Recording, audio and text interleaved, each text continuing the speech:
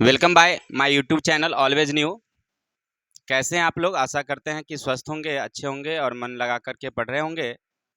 आज हम लोगों का टॉपिक्स है क्लास 9th का, जो हम लोग जंतुओं में विविधता हम लोग पढ़े थे, जिसको हमने 3 पार्टों में विभाजित कर लिया था। पहले पार्ट में हमने पढ़ा था कि पादप के वर्गीकरण, और जंतुओं के वर्गीकरण में हमने दूसरे पार्ट में पढ़ा, जिसमें हमने पढ़ा था कि जंतु जितनी मैमेलिया वर्ग के जंतुएं हैं तो उनको हमने 10 भागों में बांटा था, और उनमें से हमने पहले को हमने प्रोटिस्टा ऐसे करके हमने ये पॉरीफेरा हमने बांटा था। इसके अलावा कई भाग हमने देखा था। आज हम लोग पढ़ेंगे क्लास 9th के जो जंतु जगत हैं, जंतु जगत का हम लोग छठा देखते हैं, जिसका नाम क्या है हमारा ऑर्थोपोडा, यानी जंतु जगत का सबसे बड़ा संघ। इसको आप क्या कह सकते हैं? सबसे बड़ा संघ है ये हमारा। क्या बोले? नहीं, ठीक है, जो लिखा हुआ है वो सही है, कोई दिक्कत नहीं है। वो अब थोड़ा मिस प्रिंटिंग है तो उसको चलिए। तो हम लोग क्या पढ़ रहे थे? जंतु जगत का सबसे बड़ा संघ क्या है? ऑर्थोपोडा। अगर आपसे कोई पूछे कि जंतु जगत का सबसे बड़ा संघ कौन सा, तो ऑर्थोपोडा लिखेंगे। यह सबसे बड़ा संघ होता है और 75% पाया जाता है, यानी कि जितने जंतु हैं ना, उनमें सबसे ज्यादा जंतु किस संघ का आएगा? ऑर्थोपोडा का, और 75%। ये जल और स्थल दोनों जगह पाई जाती है। ये कहाँ पाई जाएगी? जल और स्थल जगह पर, दोनों जगह पाई जाती है, मैंने जल में भी रहती है और स्थल पर भी पाई जाती है।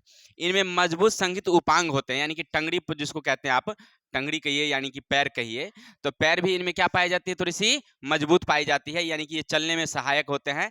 और इनमें शरीर कठोर निर्जीव कुटिकल का ढका होता है, यानी कहने का अर्थ कि उनके ऊपर ना एक मजबूत ढका, मतलब बॉडी समझिए, जो मजबूत ढंग से ढका रहता है, बाहर से इसको आघात नहीं होती है। और आहार नाल पूर्ण होता है, रक्त परिसंचरण तंत्र पाए जाते हैं, यानी इनमें भी आहार नाल भी पाई जाती है और रक्त परिसंचरण तंत्र पाए जाते हैं। और ये एक लिंगी होते हैं, जैसे मक्खी, मच्छर, तितलियां। अब देखिए, अब आप अपने आस पड़ोस में देखिए, मक्खियों की संख्या कितनी है, मच्छर की संख्या कितनी है? नहीं, ये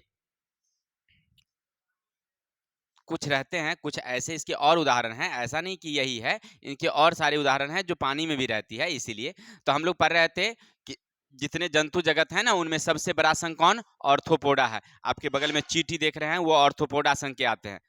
चींटी जो है ना, वो क्या है? ऑर्थोपोडा संघ के। जैसे केकड़ा नहीं होता है, ककोड़ा जिसको हम लोग कहते हैं, वो भी किस में आता है? ऑर्थोपोडा संघ में आता है। क्लियर? तो आप समझ गए। क्या बोले? हाँ, जो भी है, कछुआ नहीं, कछुआ नहीं।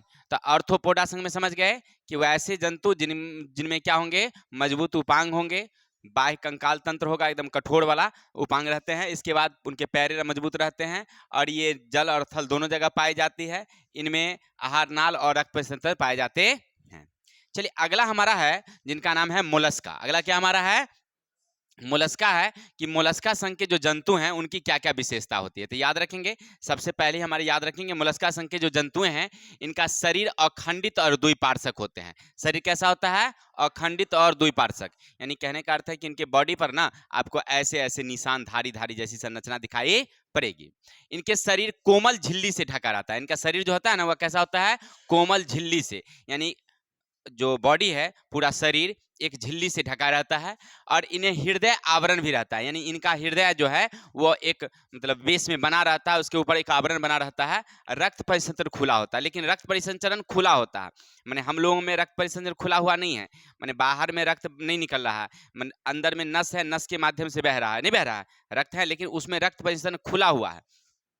श्वसन गिल्स और फुफ्फुस से होता है, यानी कि श्वसन की क्रिया किससे होती है? इसमें गिल्स से होती है। और पाद पेशी युक्त होते हैं, माने उनमें पेशियां भी पाई जाती है। पेशियां नहीं समझे? हम लोग बताए थे गति करने के लिए जो पेशी होती है, तो ये उसमें पाई जाती है। एक लिंगी और द्विलिंगी दोनों होते हैं। ये एक लिंगी भी पाए जाते हैं और द्विलिंगी, जैसे घोंघा है, सीप है। नहीं, अब घोंघा को देखिए, ऊपर से कठोर आवरण नहीं रहता है, तो यानी कि उनका जो है ना, कवच की तरह से मजबूत उपांग जो है, मतलब बॉडी जो है वो ढका रहता है, झिल्ली रहता है। कोई दिक्कत? तो आपने देखा कि मोलस्का संघ के जंतुओं की ये सब क्या है? विशेषता है। ये सब ज्यादा महत्वपूर्ण नहीं, आपसे परीक्षा में ये सब नहीं पूछता है, लेकिन फिर भी हमें चैप्टर में दिया हुआ है तो इसको थोड़ा थोड़ा तो पढ़ना ही है। आपसे पूछता क्या ऑब्जेक्टिव में पूछेगा? तो सब पूछेगा जंतु जगत का सबसे बड़ा समूह कौन है, तो क्या लिखिएगा आप? ऑर्थो। जंतु जगत का सबसे बड़ा संघ क्या है? तो ऑर्थोपोडा है, वही आपसे पूछेगा। आगे हमारा है इकाई डोरमेटा। अगला हमारा क्या है? इकाई डोरमेटा। इस संघ के जंतु समुद्री होते हैं। इस संघ के जंतु क्या होते हैं? खास करके समुद्री। समुद्री का मतलब क्या? ये समुद्र में पाए जाने वाले जंतुओं को इसमें सम्मिलित किया गया है। और ये द्विपार्श्वक और प्रौढ़ में त्रिपार्श्वक, यानी कि जब बच्चा रहता है, छोटा रहता है, तो ये होते हैं द्विपार्श्वक, लेकिन जैसे ही इनका शरीर बड़ा हो जाता है तो ये क्या हो जाते हैं, त्रिपार्श्वक हो जाते हैं।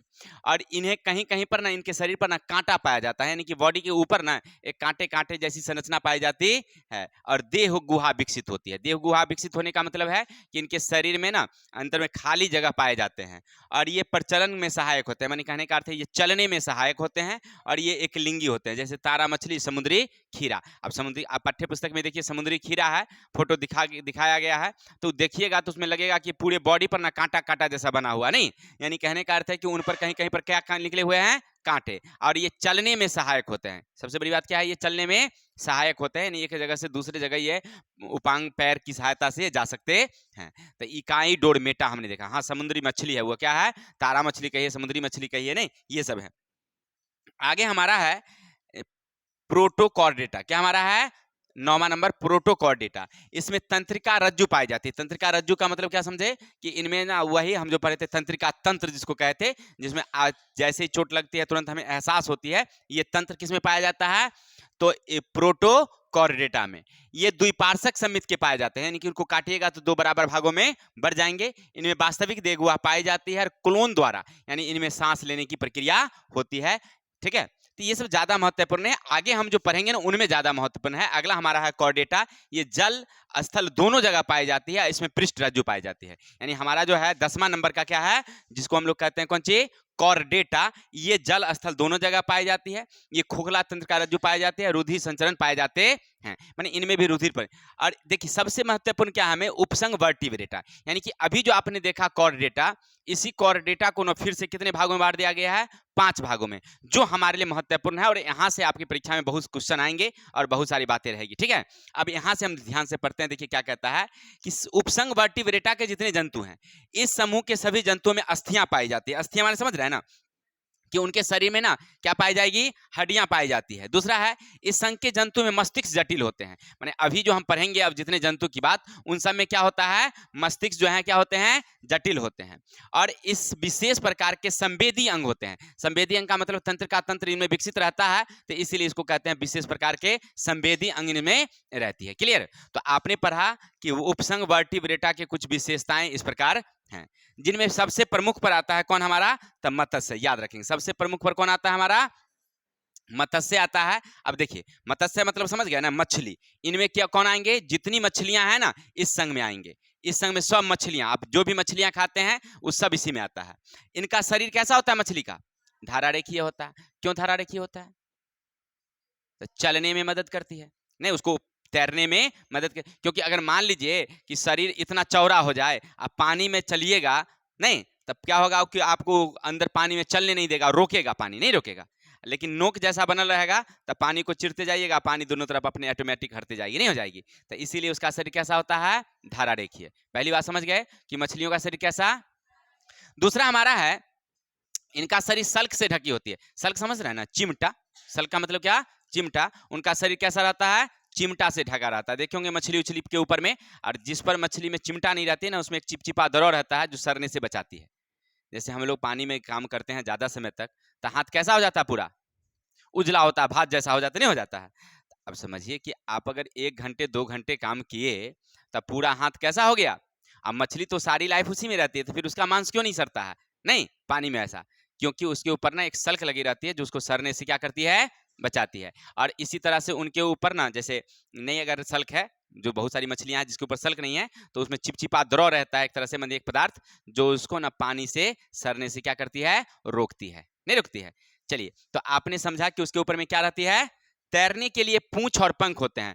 मछली में देखिए ना पूंछ और पंख, वो किसके लिए, तैरने के लिए, वो तैरने देती है, यानी कि उसको मदद करती है तैरने में, ऊपर नीचे आगे पीछे इधर उधर मोड़ने में। कौन मदद करती है उसको, पंख। इसमें श्वसन के लिए गिल्स पाई जाती है, यानी कि मछलियां किससे सांस लेती है, गिल्स यानी गलफारा। देखेंगे मछली के दोनों मुख की तरफ रहती है, स्थित रहती है। जैसे वो खोलती है पानी उसमें भर जाता है, फिर उसको बंद कर लेती है। और जल किसका बना होता है, जल हाइड्रोजन और ऑक्सीजन का बना होता है, नहीं, तो जल में घुली हुई ऑक्सीजन को वो सोख लेता है। क्लियर, सांस ले लिया, बात खत्म।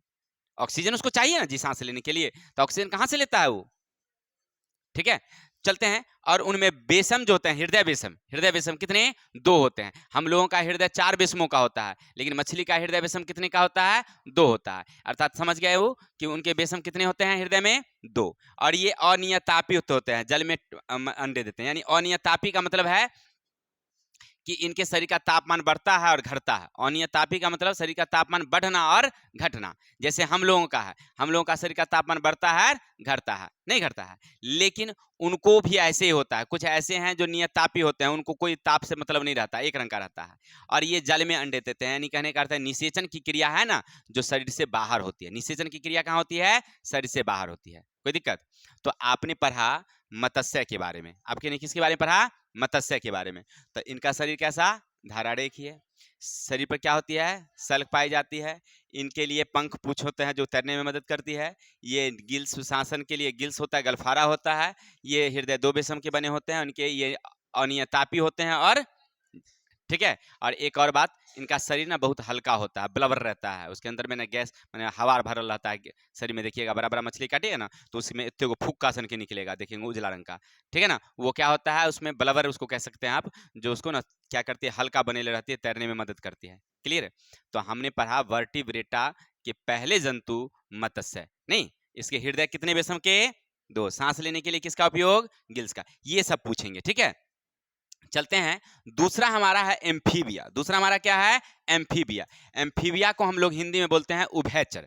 एम्फीबिया को क्या बोलेंगे? कोई दिक्कत?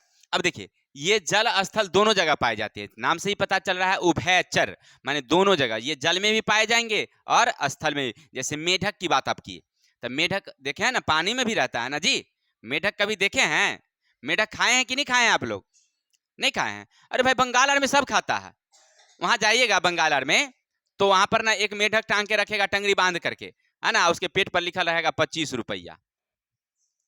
अब देखिए, राजू ऐसा आदमी जाएगा, 25 रुपया में एगो मेढक खरीद के ले आएगा। जा बहुत देखिए, बंगाली लोग खाते हैं कि नहीं खाते हैं? देखिए, हमारी एक भाभी हैं, एक हमारी मौसी की जो पुतौ हैं ना, हमारे भाई जो चचेरा थे, वो थोड़ा सा मतलब लव मैरिज कर लिए हैं। तो हम जब गए थे दिल्ली, तो वो पहुंची हुई थी वहाँ। वो बंगाली है, तो वो ना सब्जी में भी मछली देकर बनाती है, दालों में रख देती है वो। तो हम गए, तो भाई हमको कहीं खाने के लिए, तो हम सोचे कि भाई इनके यहाँ खाएंगे हम तो भटिए जाएंगे। नहीं, हमको जो लगा कि इनके यहाँ खाएंगे तो क्या हो जाएंगे? भट जाएंगे। तो हम ना क्या किए नहीं खाए। तो वो बोले कि देखिए आप क्या सोचते हैं कि भट जाएंगे? कि हम कहे नहीं भाभी, हम ऐसा बात नहीं सोचे हैं। मन में तो हमारा था ही, लेकिन हम उनको झूठ बोल दिए। क्या बोल दिए? कि नहीं भाभी, हम ऐसा नहीं सोचते हैं। खिलाइएगा तो हम काहे नहीं खाएंगे, खिलाइए। तो खिलाया। हम तो मने मने सोच रहे थे चल ना भाई, कैसे वो खिला देता, अपना पकवे के जरूरी हमरा ना होता, अपना खाए में करे में नहीं। अब बस रोज काम करके आते, पहुंच जाते, भाभी क्या बना है, लाइए ना कुछ खा लेते हैं। बस हो गया, हमारा तक हम चक हो गया था। 1 डेढ़ महीना रहे अपना, खूब उनका खाए नौटाए उनको, ठीक है ना, फिर चले आए। तो कहने का अर्थ है देखिए, लेकिन पहली बार तो हमको मन में था ऐसा, चलिए जो भी था। तो हम लोग क्या पढ़ रहे थे कि वो क्या होते हैं? एम्फीबिया जो होते हैं, यानी मेढक जो होते हैं, वो जल में भी पाए जाते हैं और स्थल पर भी पाए जाते हैं। ये इसीलिए उसको हम लोग उभयचर कहते हैं। जल और थल पाए जाने के कारण क्या कहते हैं उनको? उभयचर। ये अनियतापी और शीत रक्तीय होते हैं, यानी कि इनका रक्त जो होता है ना, वो कैसा होता है? ठंडा, शीत। चलिए, त्वचा पर सल्क नहीं होते हैं। माने सल्क का मतलब होता है ना तो बाल रहेंगे और ना ही कोई चिमटा पिमटा रहेगा। उनके बाल पर रहता है क्या? मेढक को देखे हैं मुँह छुछ रखा? नहीं, नहीं देखेंगे। उसको मोछ उछ नहीं होता, बाल उल नहीं होता, एकदम पूरा पूरा प्लेन रहता है, एकदम चिकना चुनमुन रहता है। चलिए, इनकी त्वचा, ये श्वसन की क्रिया किससे करते हैं? तो त्वचा से भी करते हैं, गिल से भी करते हैं और फेफड़े से भी करते हैं। यानी श्वसन की क्रिया किससे करेंगे? ये त्वचा से भी करते हैं, गिल से भी करते हैं और फेफड़े से। और ये अंतः कंकाल अस्थि का बना होता है, माने इनके शरीर में ना हड्डियां भी पाई जाती है। हाँ, ऐसा है कि जितना बड़ा जीव है उतनी बड़ी हड्डी ना होगी। अब हमरे जैसी मजबूत थोड़ी होगा जी, नहीं। पूरा बॉडी बिल्डर नहीं ना होगा, नहीं होगा, वो तो बेचारा कमजोर होगा। मेढक पर लात तो रख दीजिएगा तो चपा के मर जाएगा, नहीं मर जाएगा क्या? चक्का साइकिलों का एगो चढ़ जाता है, बेचारी टें हो जाती है क्या? और गोरकार तो जान करके देखेगा मेढक जने भाग रहा है, उछल उछल वो भागते जाएगा, नचा नचा के उसको चढ़ाते जाता है। बताइए कैसा लड़का है ये? नहीं, मेढक को जान करके पीस देता है उसको। चलिए आइए किताब की ओर। हृदय में कितने बेसम होते हैं? 3। हृदय में कितने बेसम? 2 अलिंद और 1 नील है। कितने? चलिए, इनमें बाह्य निषेचन होता है। बाह्य निषेचन मतलब समझ रहे हैं ना, जैसे मछली में बाह्य निषेचन होता है, उसी तरह इसमें भी बाह्य निषेचन माने शरीर के बाहर। जैसे मेढक मेढकी अगर रहेंगे तो दोनों शरीर के बाहर अंडाणु और शुक्राणु छोड़ते हैं, बाहर ही उनके बच्चे का निर्माण होता है, ठीक है ना। तो मछली में भी वैसी तरह से होता है और इसमें यानी बाह्य निषेचन होता है, ठीक है। चलिए, और ये जो है तो हम पढ़ रहे थे एम्फीबिया, पहला पढ़े हम लोग मत्स्य, दूसरा क्या पढ़े हम लोग, तीसरा हमारा रेप्टेलिया। रेप्टेलिया का मतलब होता है जो रेंग कर चलने वाली जंतु होती है, ठीक है ना। कुछ जंतु ऐसे हैं जो स्थलवासी और जलवासी दोनों होते हैं। रेप्टेलिया का मतलब रेंग कर चलने वाला, नहीं जैसे आप देखे होंगे कुछ सांप हैं, नहीं तो वो रेंग कर चलते हैं, ये रेंग कर चलते हैं इसीलिए रेप्टेलिया कहते हैं। ये शीत रक्तीय होते हैं। शीत रक्तीय समझ रहे हैं, इनके बॉडी में क्या होता है आपको ठंडा दिखाई पड़ेगा, यानी ये शीत रक्तीय होते हैं। चलिए, इनके हृदय में भी 3 बेसम होते हैं। इनके हृदय में भी कितने बेसम रहेंगे, 3 बेसम रहेंगे। इस वर्ग के जंतु में मगरमच्छ होते हैं, लेकिन इनमें 4 बेसम होते हैं। मगरमच्छ इसी संघ का जंतु है, रेप्टेलिया संघ का। देखे ना 4 गो टंगरी रहता है, कभी कभी देखे होंगे कि किसी समुद्र के किनारे, किसी नदी के किनारे गांव है, उसमें मगरमच्छ रात में अपना जा रहा है आराम से, है कि नहीं। कुत्ता मिल गया उसी को पकड़ लिया, आदमी मिल गया तो उसी को पकड़ लिया। कोनो कोनो घरों में घुस जाता है, देखेंगे नहीं, देखे टेलीविजन में शॉर्ट वीडियो में दिखाता है, नहीं हाँ घरों में घुस जाता है, आदमी सब भागता है जान लेकर के वहां पर आना, बाप रे बाप कहाँ ये आ गया। मगरमच्छ का जबड़ा बहुत तगड़ा होता है। जबड़ा समझ रहे हैं ना, मुंह जो होता है देखेंगे ऐसे मुंह रहता है, ऐसे अगर पकड़ लिया ऐसे तो छूटने की तो बारी मत करिए। अपने बगल में ही हुआ ना 2-3 साल पहले, एक लड़की की शादी हुई थी, लड़का था मतलब अहमदपुर का, अपने बगल वाले गांव का, और उसका शादी हुआ वो धमौन गांव जो है ना वहाँ। लड़का ससुराल गया था पहली बार, नहीं छठ पर्व का दिन था, नहीं सुबह में हम लोग स्नान करते हैं, तो गंगा में स्नान करने लगा। अब पता नहीं स्नान करते करते, जबकि वो लड़का ना सीआरपीएफ का जवान था, ठीक है, तो वो नौकरी में भी था लेकिन आया हुआ था छुट्टी में, और वो गया स्नान करने के लिए, पता नहीं कैसे क्या हुआ, बेचारे मिलवे नहीं किए। तो सब आशा किया कि हो सकता है मगर मच्छर खींच लिया होगा उसको। इसलिए आप लोग भी कभी गंगा स्नान करने जाइएगा तो ज़्यादा अंदर मत घुसिएगा, कि मगरमच्छ पहले से देखते रहता है, ताक लगे रहता है जी कोनो अंदर आवेगा। तो हम लोग भी तो पहले, हमको तैरने आता है तो हम सोचते थे कभी कभी जाते थे स्नान करने तो तनी तैर लेते थे, लेकिन जिस दिन से सुने हैं ना उस दिन से हम नहीं जाते हैं अंदर में। बाबरे, हो सकता है कहीं टंगड़िए पकड़ ले, क्योंकि ऊपर आने भी नहीं देता है, टंगड़ी पकड़ेगा वो आपको नीचे गोद देगा, अंदरे चलो, अंदरे खिंचिए चल जाएगा आपको। अब आपको दम है जो उसको छोड़ा के भाग आइएगा। जब हाथी को नहीं छोड़ा वो तो आपको क्या छोड़ेगा, हाथी को भी वो पछाड़ देता है पानी में, इतना बड़ा जीव है वो। आप जो पढ़ते होंगे कोनहारा घाट वाला नहीं पढ़े हैं, वो कोनहारा घाट जो लगता है वो मेला अपने यहाँ, यहाँ जी हाजीपुर में मेला लगता है ना, सोनपुर मेला, वो वही जगह ना हुआ था। चलिए वो सब कहानी बाद में देखेंगे, फिलहाल चलते हैं हम लोग रेप्टेलिया की तरफ। तो इनमें हृदय कितने बेसम के होते हैं, 3 बेसम के, लेकिन मगरमच्छ उदाहरण रखिएगा, मगरमच्छ में कितने बेसम, 4। और श्वसन फेफड़ा द्वारा होता है। श्वसन की क्रिया किससे होती है, फेफड़ा से, यानी उनमें श्वसन के लिए फेफड़ा पाई जाती है। और अंतः कंकाल अस्थि होता है, यानी हड्डियां उसमें पाई जाती है। और निषेचन की क्रिया जो होती है शरीर के अंदर होता है, लेकिन कुछ अंडज भी होते हैं, ऐसा नहीं शरीर के अंदर में होता, कुछ के अंदर में होता है, कुछ के बाहर में, यानी अंडज होते हैं। और जैसे है कछुआ और छिपकली, छिपकली में देखें ना, छिपकली अंडा देती है, नहीं छिपकली क्या देती है, अंडा देती है। इसी तरह से हम लोग पढ़ रहे थे अभी तीसरा नंबर का वर्टिब्रेटा का कितना समूह, तीसरा, पहला मत्स्य, दूसरा उभयचर एम्फीबिया और तीसरा रेप्टेलिया। चौथा हमारा है एबीज। चौथा हमारा क्या है, एबीज। एबीज का मतलब होता है पक्षी। आप जितने पक्षी देख रहे हैं ना वो सब एबीज वर्ग में आता है। एबीज का मतलब देखिए, इस वर्ग में सभी पक्षी आते हैं। ये नियत तापी होते हैं। नियत तापी समझ रहे हैं ना, यानी कि इनका शरीर का तापमान जो है नियत रहता है। ठंडा में इनको ठंड लगेगी, गर्मी में इनको गर्मी लगेगी, जैसे हम लोगों को होता है। हम लोगों का शरीर जो है ना तापमान एक जैसा है, न बढ़ता है न घटता है। गर्मी जब वातावरण में हो जाएगी तो गर्मी महसूस होता है, और ठंडा जब हो जाएगी तो ठंड लगती है, नहीं लगती है। उसी तरह से पक्षियों को भी ऐसा होता है, यानी ये नियत तापी होते हैं। और ये उड़नशील होते हैं, माने उड़ने वाले होते हैं, यानी उड़ने के लिए में क्या पाई जाती है, पंख पाई जाती है। पक्षी का जितने पक्षी हैं सब उसमें आते हैं। शरीर परों से ढके रहते हैं, जबड़ा में दांत नहीं होते हैं, यानी पक्षी में दांत नहीं पाए जाती है, यानी मजबूत उनका समझिए, उसको क्या कहते हैं, उसको ठोर कहिए, नहीं देखे हैं तोता का ठोर, देखे हैं कि नहीं, लाल लाल कितना रहता है एकदम, जैसे लिपस्टिक कुछ लिख लगे रहता है, नहीं रहता है तोता का, देखे हैं कि नहीं देखे हैं। तो वो उनका जो होता है ना, वो जो चोंच जिसको कहते हैं हम लोग, बड़ी मजबूत होती है, किसी चीज को काट फोड़ सकती है, नहीं जैसे वो पक्षी है कटफोड़वा नाम ही है उसका, काट को भी छेद कर देती है क्या, जैसे इसको बाज का देखे होंगे, बाज उसका जो है ना इतना मजबूत होता है, शार्प होता है कि किसी पक्षी का चीर फाड़ कर सकता है। यानी कहने का अर्थ है कि उस दांत नहीं होता है, लेकिन उनका जो चोंच होता है वही बड़ी मजबूत दांते का काम करती है एक तरह से। चलिए आ जाएंगे, तो उनके मतलब दांत नहीं पाए जाते। श्वसन फेफड़ा से होता है। हृदय में 4 बेसम है। पक्षी के हृदय में भी कितने बेसम? 4। तो 2 आलिंद 2 नील है। आगे हैं हृदय हड्डियां जो है स्पंजी और हल्की होती है, और ये अंडज होते हैं, यानी कि अंडा देते हैं। हड्डियां कैसी होती है? स्पंजी होती है। यानी पक्षी का हड्डी बड़ा कोमल होता है। यानी आप अगर खाते होंगे, मुर्गा उर्गा अगर खाए होंगे या अन्य पक्षी खाते होंगे, धर के कुरकुरा देते हैं, नहीं कुरकुरा देते हैं। देखिए आरती बड़ा ध्यान से सुन रही है कि सर जी को कैसे मालूम है जब हमको हड्डी कुरकुरा देते हैं। अरे कुरकुराइए ना, आपका भी हड्डी कोई कुरकुरावेगा, आप जानिए। हाँ, पक्षी को आप खाइएगा तो आपको भी ना कोई खाएगा, हो नहीं खाएगा, ऐसा नहीं होता है। ये खाने की चीज बनी है, ये सोच रही है खाने की चीज बना है तो खा जाते हैं, धर के उसको पकड़ते हैं, दांत में धर के कुरकुरा देते हैं। कुरकुराइए, कोई दिक्कत नहीं है। तो क्या बन रहे थे हम लोग? उनका हड्डी कैसी होती है? स्पंजी और हल्की होती है। अगर हल्की नहीं रहेगा ना तो उड़ने में मदद नहीं होगा, नहीं हो, हड्डी हल्का रहेगा तब ना। और सबसे बात जानते हैं, उनमें ना मल रखने यानी गुद्दा नहीं होता है। वो जैसे उड़ेगी मल त्याग देगी।